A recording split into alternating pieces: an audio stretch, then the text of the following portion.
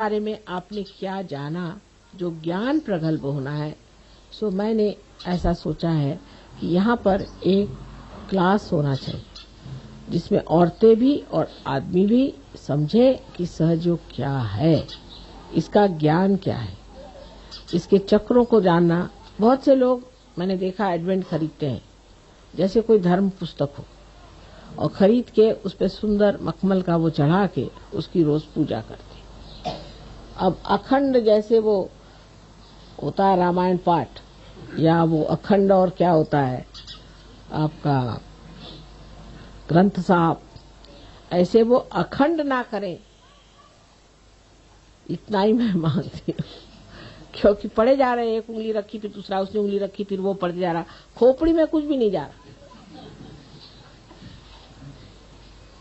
जानना चाहिए कि सहयोग क्या है। आप लोगों को खड़ा होना चाहिए, आप सबको मेरे जैसे भाषण देना आना चाहिए, मेरे जैसे समझाना आना चाहिए। सहयोग क्या है, एक शिक्षा है, इसे सीखना चाहिए। अभ्यास, जो कि श्री कृष्ण ने कहा कि अभ्यास है, अभ्यास करना। चीज क्या है, सहयोगी हम हैं, अब हम सहयोगी हो गए। लोग कहेंगे भाई ये क्या होता है, अब पता नहीं, कुछ तो होता ही है।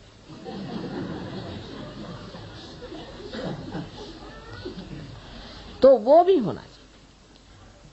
अपने वाइब्रेशंस, जिनको हम कहते हैं कि चैतन्य की लहरियां हैं, उनका भी पूरा परखना आना चाहिए कि इसका क्या मतलब है, उसका क्या मतलब है।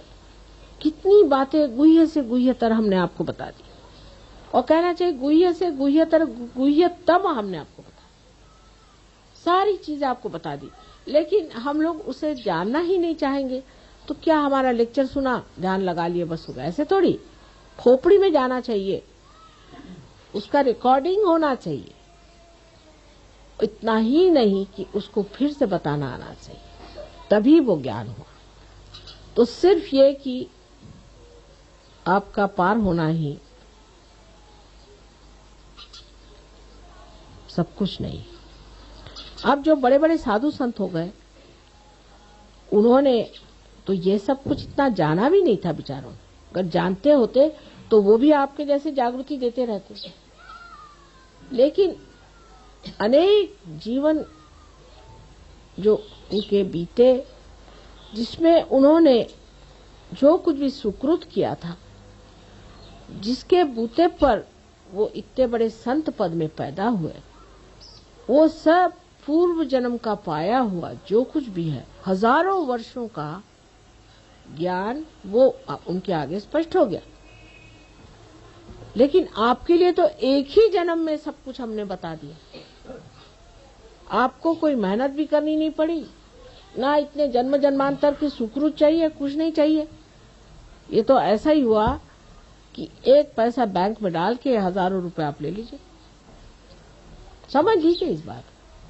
उनका जो ज्ञान है वो अनेक जन्म की तपस्या से पाया हो। बड़े बड़े ऋषि मुनि साधु संत जो हुए हैं, वो पहले जमाने में बड़े मनन करने वाले दृष्टा ऐसे होकर के सर्वसाधारण साधु के रूप में पैदा हुए थे, संतों के रूप में, कि सर्वजन समुदाय से बातचीत कर सके। लेकिन हम तो सर्वसामान्य जन समुदाय हैं, सुकृत भी हमारा थोड़ा बहुत होगा ही।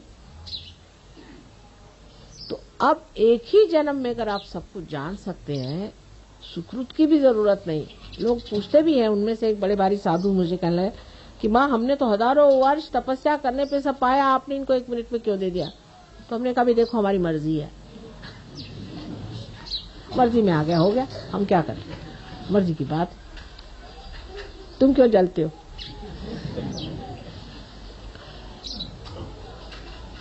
इस तरह की बात कि सोचना ये चाहिए कि एक ही जन्म में हमें सब कुछ मिला है, और मुझे अगर खुश करना है तो सिर्फ आपस में बिल्कुल बैर नहीं रखो। ये बैर या तो अहंकार से आता है, या प्रति अहंकार जिसे हम मन कहते हैं, उससे आता है। दोनों से परे आत्मा के सन्निध जाकर के सबसे शांतिपूर्वक रहे।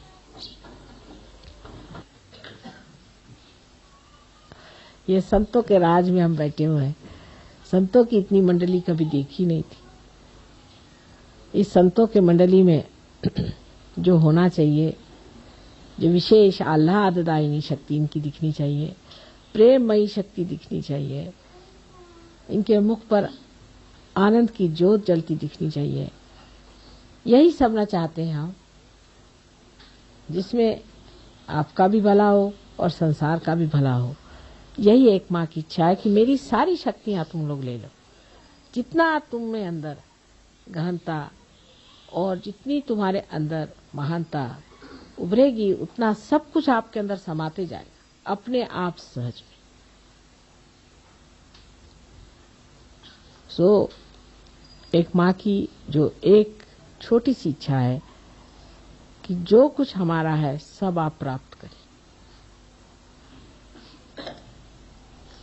कुछ भी आपसे छिपा के नहीं रखा गया, कोई सा भी ज्ञान छिपा के नहीं रखा। धीरे धीरे सब बता दिया है और धीरे धीरे और बता देंगे। लेकिन आज कम से कम इतना तो आपको तय करना चाहिए कि माँ, हम रोज ध्यान करके अपनी प्रगति करेंगे। रोज हम ध्यान करेंगे। इतना समय तो देना ही पड़ेगा। इतना अगर आप हमें आज वचन दे दें तो हम सोचें कि आपने हमें हजारों फूलों से भर दिया।